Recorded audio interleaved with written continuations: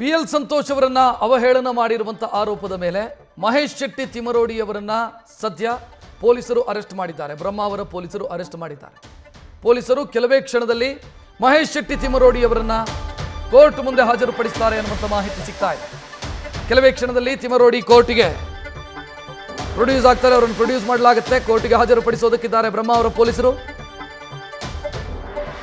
ಬ್ರಹ್ಮಾವರ ತಾಲೂಕು ಸಂಚಾರಿ ಪೀಠದ ಮುಂದೆ ಹಾಜರುಪಡಿಸಲಾಗುತ್ತೆ.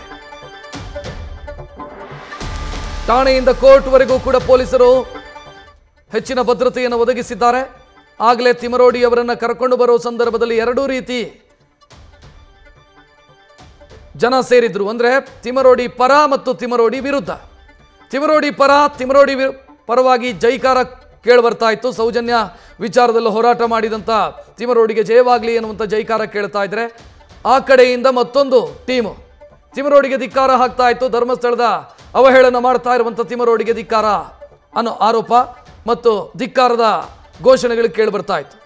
ಸೆನ್ಸಿಟಿವ್ ಇರೋದ್ರಿಂದ ಸದ್ಯ ಪೊಲೀಸರು ಹೆಚ್ಚಿನ ಭದ್ರತೆಯನ್ನು ಒದಗಿಸಿದ್ದಾರೆ. ಕೋರ್ಟ್ ಮುಂದೆ ಸ್ವಲ್ಪ ಹೊತ್ತಲ್ಲಿ ಅವರನ್ನು ಪ್ರೊಡ್ಯೂಸ್ ಮಾಡ್ತಾರೆ ಅನ್ನುವಂಥ ಮಾಹಿತಿ ಇದೆ. 3 ಸೆಕ್ಷನ್ನ ಅಡಿಯಲ್ಲಿ ತಿಮರೋಡಿ ವಿರುದ್ಧ ಕೇಸು ದಾಖಲಾಗಿದೆ. ಒಂದು BNS ಸೆಕ್ಷನ್ 196, ಮತ್ತೊಂದು BNS ಸೆಕ್ಷನ್ 352, ಮತ್ತೊಂದು BNS ಸೆಕ್ಷನ್ 352 ಸಬ್ಸೆಕ್ಷನ್ 3. ಈ ಕ್ಷಮಿಸಿ 353 ಸಬ್ಸೆಕ್ಷನ್ 3. ಇದರಲ್ಲಿ 5 ವರ್ಷದವರೆಗೂ ಕೂಡ ಶಿಕ್ಷೆ ವಿಧಿಸಬಹುದಾದಂಥ ಅಪರಾಧ ಅದು. ಕೋರ್ಟ್ ಮುಂದೆ ಹಾಜರುಪಡಿಸಿದಂಥ ಸಂದರ್ಭದಲ್ಲಿ ಬೇಲ್ ಸಿಗುವಂಥ ಸಾಧ್ಯತೆ ಜಾಸ್ತಿ ಇದೆ ಈ ಕೇಸಲ್ಲಿ. ಯಾಕಂತಂದ್ರೆ 3 ಸೆಕ್ಷನ್ಗಳು ಕೂಡ, ಒಂದು 2 ವರ್ಷದವರೆಗೆ ಶಿಕ್ಷೆ ವಿಧಿಸಬಹುದಾದಂಥ ಅಪರಾಧ, ಮತ್ತೊಂದು 3 ವರ್ಷದವರೆಗೆ ಶಿಕ್ಷೆ ವಿಧಿಸಬಹುದಾದಂಥ ಅಪರಾಧ, ಇನ್ನೊಂದು 5 ವರ್ಷದವರೆಗೂ ಕೂಡ ಶಿಕ್ಷೆ ವಿಧಿಸಬಹುದಾದಂಥ ಅಪರಾಧ. ಸೊ ಇಲ್ಲಿ ಬೇಲ್ ಸಿಗುವಂಥ ಸಾಧ್ಯತೆಗಳು ದಟ್ಟವಾಗಿದೆ. BNS ಕಾಯ್ದೆ ಜಾರಿಯಾದ ನಂತರ 7 ವರ್ಷದವರೆಗೂ ಕೂಡ ಶಿಕ್ಷೆ ವಿಧಿಸಬಹುದಾದಂಥ ಅಪರಾಧಗಳಲ್ಲಿ ಬೇಲ್ ಸಿಗತ್ತೆ.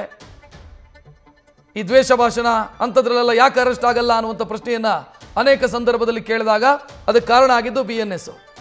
ಸೊ ಈಗ ಮಹೇಶ್ ಶೆಟ್ಟಿ ತಿಮರೋಡಿ ಅವರನ್ನ ಮ್ಯಾಜಿಸ್ಟ್ರೇಟ್ ಮುಂದೆ ಹಾಜರುಪಡಿಸ್ತಾರೆ ಅನ್ನುವಂಥ ಮಾಹಿತಿ ಸಿಗ್ತಾ ಇದೆ.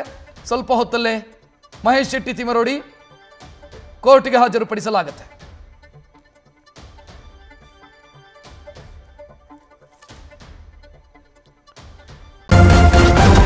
ನ್ಯೂಸ್ ಫಸ್ಟ್, ನಿರ್ಭೀತಿಯಿಂದ ನಿಮ್ಮ ಪರವಾಗಿ.